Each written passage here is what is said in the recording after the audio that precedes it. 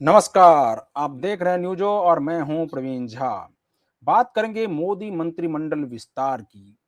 और अब ऐसा लग रहा है कि मोदी मंत्रिमंडल का विस्तार 11 जुलाई तक के लिए तो कम से कम टल ही गया। ऐसा मैं क्यों कह रहा हूं? क्योंकि 6 से 11 तक प्रधानमंत्री नरेंद्र मोदी 3 देशों की यात्रा पर रहेंगे।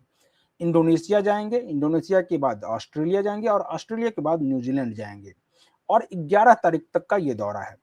तो 11 तारीख तक अब ये कहा जा रहा है कि ये विस्तार टल गया है, क्योंकि ऐसा बहुत कम होता है कि प्रधानमंत्री ना हो और कोई बड़े फैसले ले लिए जाएं। तो इसलिए ऐसा अब होना मुमकिन नहीं दिख रहा है। आज इन सभी मुद्दों पर बातचीत करेंगे और इस बातचीत में इस वक्त हमारे साथ जुड़ रहे हैं राजनीतिक विश्लेषक हैं और वरिष्ठ पत्रकार हैं संजीव प्रियदर्शी। संजीव जी, आपसे जानना चाहेंगे कि पॉलिटिकल गैलरी में एक प्रकार से ये चर्चा का बाजार गर्म था कि 6 तारीख से पहले पहले मंत्रिमंडल का विस्तार हो जाएगा। कई लोग तो नाम भी बताने लगे थे तो कि किनका नाम आएगा, किनको कौन सा मंत्रालय मिलेगा। लेकिन अब ऐसा लग रहा है कि ये विस्तार 11 तारीख तक के लिए टल गया है। आपको क्या लगता है कि अब ये विस्तार कब होगा? क्योंकि कहा यह जा रहा है कि मानसून सत्र की शुरुआत 20 जुलाई से होगी और 13 अगस्त तक मानसून का सत्र चलेगा। ऐसे में उससे पहले तो लोग कह रहे हैं कि ये विस्तार होगा। आपको लग रहा है क्या कि 11 से 20 के बीच में ये विस्तार संभव है? नमस्कार प्रवीण जी। दर्शकों को मेरा नमस्कार। देखिए, पहली बात तो ये है कि मोदी जी क्या करते हैं, कैसे करते हैं, बड़ा गुप्त तरीके से करते हैं और हम्म। उनके दाएं हाथ को नहीं पता होता जो बायां हाथ क्या कर। लेकिन हम्म। अनुमान है, कुछ बीजेपी नेताओं से बातचीत जो होती है उससे भी पता चलता है।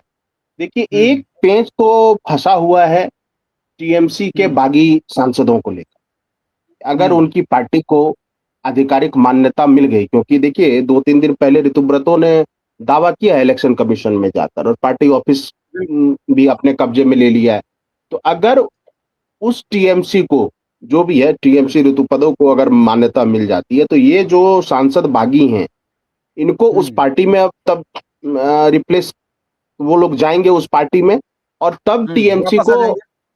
हम्म। हाँ, वापस आ जाएंगे टीएमसी में वो लोग और एनडीए का हिस्सा बनेंगे, क्योंकि उनको भी विस्तार में जगह मिलेगी। अब देखिए उस पे क्या समस्या आ रही है कि मान लीजिए हम्म। बंगाल में तो लोगों ने बीजेपी को वोट दिया है हम्म। और अगर वही टीएमसी के पुराने सांसदों को कैबिनेट में जगह मिल जाए और बंगाल के बीजेपी के नेताओं को जगह ना मिले हम्म।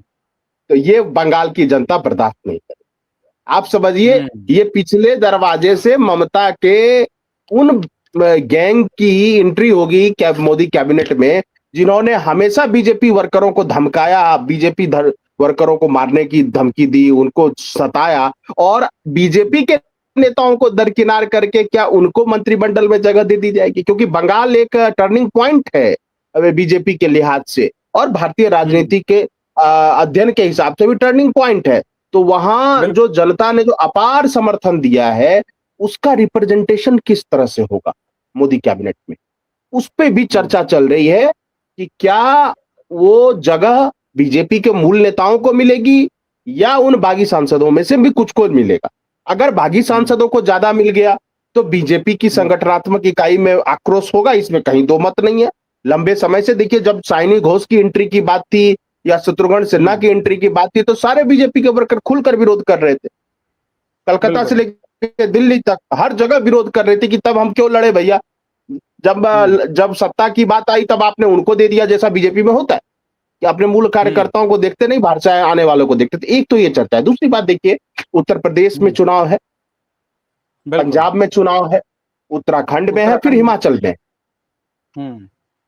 तो इन राज्यों से एडजस्टमेंट हो सकता है। एक चीज और देखिए कि आर्थिक स्थिति को लेकर सरकार भले ही बहुत सारी बातें कर ले, हम्म। लेकिन एक तो वैश्विक स्थिति का भी प्रभाव पड़ा।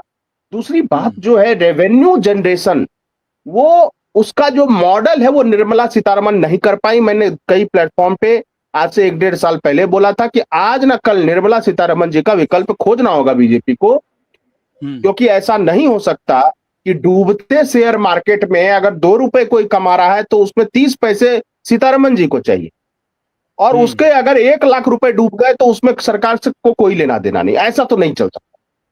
तो शेयर मार्केट में भयावह स्थिति, और जो लॉन्ग टर्म कैपिटल गेन्स था उसमें भी इन्होंने टैक्स इंपोज कर दिया।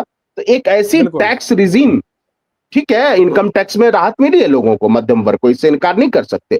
जो आरबीआई की जो मॉनेटरी पॉलिसी है उससे भी लोगों को राहत मिली है बहुत ज्यादा, लेकिन ओवरऑल इकोनॉमी उस हिसाब से गति नहीं पकड़ पा रही है जैसा कि एक ऐसी सरकार में होना चाहिए जो किसी बैसाखी पर निर्भर नहीं है एक तरह, और जो लंबे समय से, यानी तीसरा टर्म आप पूरा कर रहे हैं। आपको इकोनॉमी पे देखिए, क्या इकोनॉमी के कुछ इंडिकेटर्स होते हैं। पर कैपिटा इनकम स्टैग्नेंट है। ईस्टर्न स्टेट जो पहले भी लेबर सप्लायर थे वो आज भी लेबर सप्लायर है।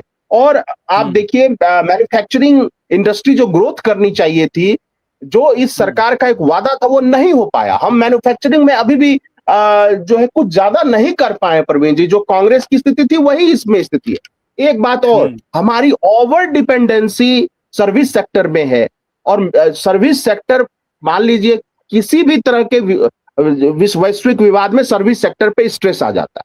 तो निर्मला सीतारमण जी एक जो फाउंडेशन ऑफ इंडियन इकोनॉमी है उसमें कोई स्ट्रक्चरल चेंज नहीं कर पाई इतने फ्री हैंड देने के बाद। इसलिए मुझे नहीं लगता है तो संजीव शक्तिकांत दास जी को मौका मिल सकता है। जी, आपको क्या लग रहा है जी। कि इसमें शक्तिकांत दास और पीयूष गोयल, इन दोनों में बेहतर विकल्प कौन हो सकते हैं? हालांकि ये फैसला तो सरकार को करना है और उसमें भी मोदी जी को करना है, लेकिन आपके हिसाब से बेहतर विकल्प कौन हो सकता है? देखिए, विकल्प तो किसी अर्थशास्त्री का चयन करते तो वो ज्यादा बेहतर होता।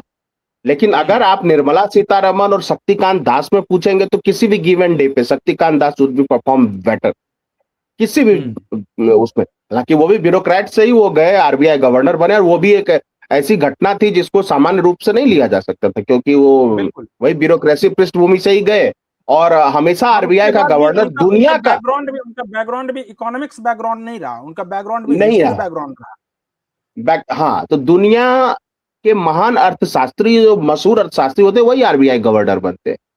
तो इसमें सरकार को सोच समझ कर फैसला लेना चाहिए। और अगर शक्तिकांत दास जी को बनाते हैं तो देखिए, हमारे ब्यूरोक्रेसी के साथ कमी क्या है कि वो ज्यादा सीखना नहीं चाहती, फ्लेक्सिबिलिटी नहीं है, अडॉप्टेबिलिटी नहीं है, और एक्सपर्टाइजेशन भी नहीं है। कुछ क्षेत्र अब एक्सपर्टाइजेशन के लिए, जनरलाइजेशन सर्विसेज से आप देश नहीं चला सकते, आप वो दौर चला गया।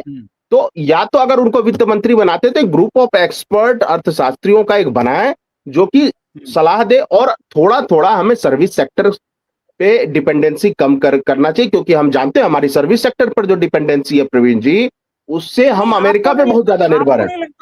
आपको नहीं लगता संजीव जी कि निर्मला सीतारमण ऐसे एक इस प्रकार से एरोगेंसी दिखाती है कि उस एरोगेंसी से कम अर्थशास्त्र काम नहीं करता है, और उस हिसाब से वित्त मंत्रालय को नहीं चलाया जा सकता है जिस एरोगेंसी के साथ निर्मला सीतारमण काम कर रही थी। तो आपको लगता है कि ये भी एक वहां पर नुकसान साबित हुआ, कम से कम जो अभी आर्थिक स्थिति है भारत की उस लिहाज से? हाँ, बिल्कुल बिल्कुल। और एक तो देखिए, गांव के लोगों को इतना ज्यादा मतलब नहीं है कि अर्थ वित्त मंत्री कौन होते, लेकिन जो मध्यम वर्ग बीजेपी का है, जो शहरी क्षेत्रों में रह रहा है, वो तो बीजेपी का परंपरागत वोटर है, और उसमें इतनी समझदारी है कि वो समझ रहे हैं कि देश की अर्थव्यवस्था किसी न किसी संकट में है। इस बात से इनकार नहीं किया जाता। और अच्छा, गुस्सा किस पर है, आप देखिए, निर्मला सीतारमण को हटा के उस गुस्से को मोदी सरकार कम कर सकती है। अब आइए, इसके अलावा किन किन राज्यों से कुछ लिया जा सकता है? तो पंजाब से राघव चड्ढा जी को लिया जा सकता है, पंजाब में इलेक्शन है। एक अनुराग ठाकुर जी का नाम आ रहा है हिमाचल से नाम चल रहा है अनुराग ठाकुर जी का, और चूंकि वो युवा भी हैं तो उनको एक जगह दी जा सकती है, और कहा जा रहा है कि वो एज ए सीएम उनको प्रोजेक्ट किया जा सकता है हिमाचल में, किसी का नाम लिए, क्योंकि वहां जयराम ठाकुर भी हैं बीजेपी से। इसके अलावा देखिए, महाराष्ट्र में बीजेपी को बहुत बड़ी जीत हासिल हुई है। क्या वहां से सुप्रिया सुले को एडजस्ट किया जाएगा? और जो शिंदे गुट में जो नए सांसद, जी संजीव जी, वहां से दो नाम अभी सामने आ रहे हैं। एक तो श्रीकांत शिंदे जो शिवसेना के हैं वो, और दूसरे वो जो दीना पाटिल जो शामिल हुए हैं अभी उद्धव ठाकरे से टूट करके, उनका नाम सामने आ रहा है कि दीना पाटिल को भी हो सकता है कि मंत्रिमंडल में जगह मिले, भले उसमें उनको कैबिनेट पोर्टफोलियो ना मिले, स्टेट पोर्टफोलियो ही मिले, लेकिन वो उनको मिलने की संभावना जताई जा रही है। इसके अलावा संजीव जी, आपसे सवाल ये है कि ये जो कहा जा रहा है कि उप प्रधानमंत्री जो है वो अमित शाह को बनाया जा सकता है, क्या आपको लग रहा है कि मोदी जी के दिमाग में ये चल रहा है कि आने वाले समय में प्रधानमंत्री कौन हो और उस रेस को ही खत्म कर दिया जाए और उप प्रधानमंत्री का नाम पहले से उप प्रधानमंत्री के रूप में अमित शाह को प्रमोट कर दिया जाए, और उसके बाद अगर फिर एनडीए की सरकार बनती है और प्रधानमंत्री अगर नरेंद्र मोदी नहीं बनना चाहते हैं तो फिर ऑटोमेटिक अमित शाह उस पोस्ट पर आ जाएंगे, फिर किसी का नाम चर्चा में ही नहीं आएगा। आपको लगता है कि इसमें कुछ दम है? नहीं, मुझे नहीं लगता कि अभी वो समय आया है। 2-3 बातों से हम्म। देखिए, एक तो मोदी जी स्वास्थ्य ईश्वर कृपा से स्वस्थ है बिल्कुल, और हम्म। उन्होंने अपने इरादे भी जता दिए हैं हम्म। कई बार इरादे जता दिए हैं कि वो लंबे बिल्कुल। समय तक अभी हैं सक्रिय राजनीति में।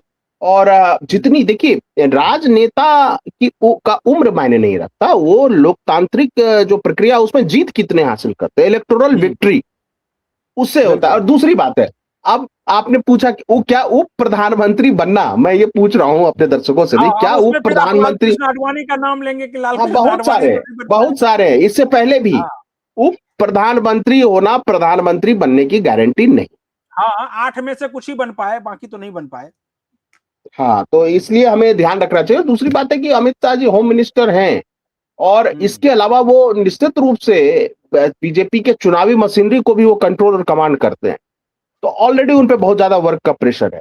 और मुझे लगता है कि अमित शाह जी का कद इतना ऊंचा हो गया है, कम से कम बंगाल की जीत के बाद, कि फिर ये कहना कि उप जोड़ देने से उनका कद होगा, वो तो सरकार में नंबर 2 है ही। हाँ, बिल्कुल। ये जरूर चर्चा अच्छा। चल रही कि राजनाथ सिंह को क्या किया जाएगा, या हाँ, राजनाथ सिंह पीयूष के बारे में चर्चा ये चल रही है जी। कि इनको राष्ट्रपति बनाया जा सकता है, तो क्या राजनाथ सिंह अगर उस मंत्रालय को छोड़ते हैं और ये सहमत हो जाते हैं कि ठीक है आने वाले समय में उनको राष्ट्रपति बना दिया जाए और उनके जो छोटे बेटे हैं उनको भी संसद में ले आया जाए, उनकी जो सीट खाली होगी उस सीट से, तो फिर क्या आपको लगता है कि जो रक्षा मंत्री का पद है उस जगह पर निर्मला सीतारमण को फिर से दिया जा सकता है, क्योंकि एक बार वो पहले भी रक्षा मंत्री रह चुकी हैं? नहीं, देखिए मुझे लग रहा है कि एजुकेशन मिनिस्टर के तौर पे निर्मला सीतारमण जी का नाम चल रहा है, हम्म। क्योंकि धर्मेंद्र प्रधान 2 वजहों से बहुत बदनाम हुए। एक यूजीसी हम्म।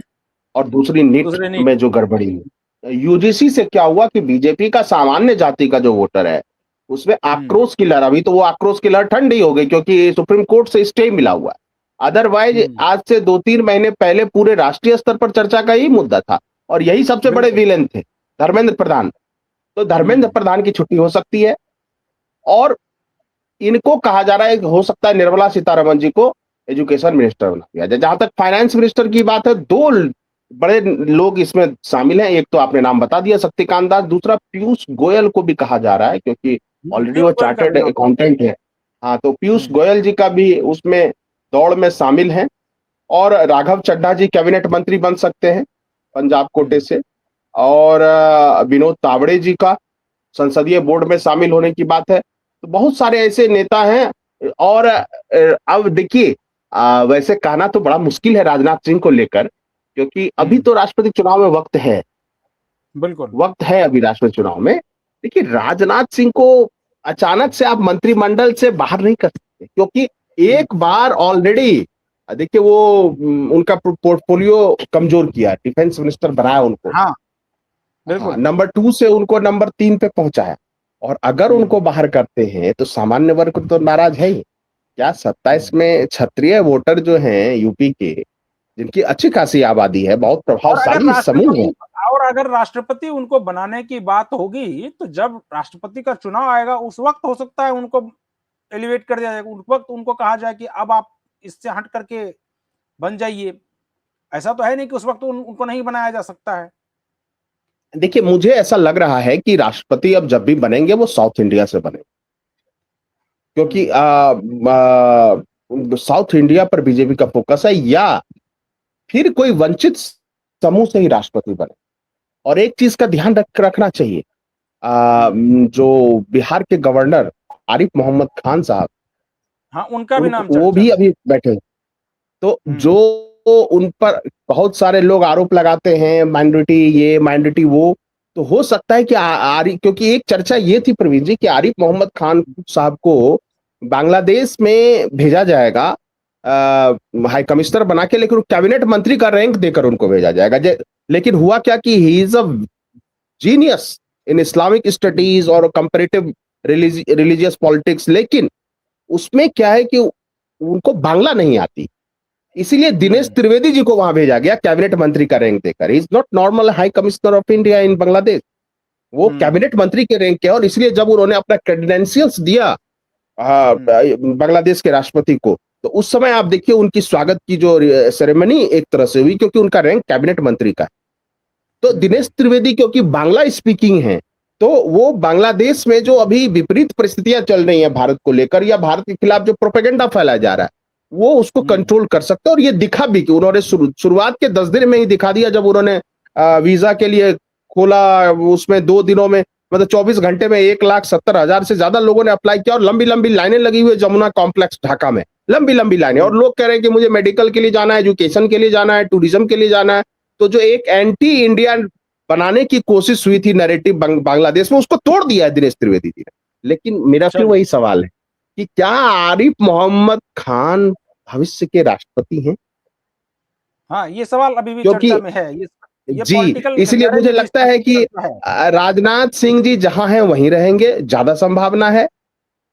और आरिफ मोहम्मद खान को भी कुछ जगह या तो उनको गवर्नर बनाया जा सकता है, या कभी वाइस प्रेसिडेंट बनाया जा सकता है, या अचानक प्रेसिडेंट बनाया जा सकता है। क्योंकि मोदी जी ने जो प्रेसिडेंट को लेकर जो फैसला लिया है, उसमें आप देखिए एक अनुसूचित जाति समाज से है, जो हुँ, श्री रामनाथ कोविंद जी है, जो पूर्व राष्ट्रपति हैं। उसके बाद महामहिम द्रौपदी मुर्मू जी एसटी वर्ग से है। हो सकता है कि फिर से किसी एसटी वर्ग को ही को चयन कर ले। हो सकता है नॉर्थ ईस्ट से किसी एसटी वर्ग को राष्ट्रपति बना दे, क्योंकि एक बार चलिए। बीजेपी ने कोशिश की थी संगमा को लेकर। तो नॉर्थ हुँ, ईस्ट को मेन स्ट्रीम में लाना, नॉर्थ ईस्ट को मेन स्ट्रीम में लाने का काम मोदी जी ने किया है, इसका पूरा क्रेडिट उनको दिया जाना चाहिए। तो हो चलिए। सकता है कि उस जोन से एक राष्ट्रपति बना दिया जाए।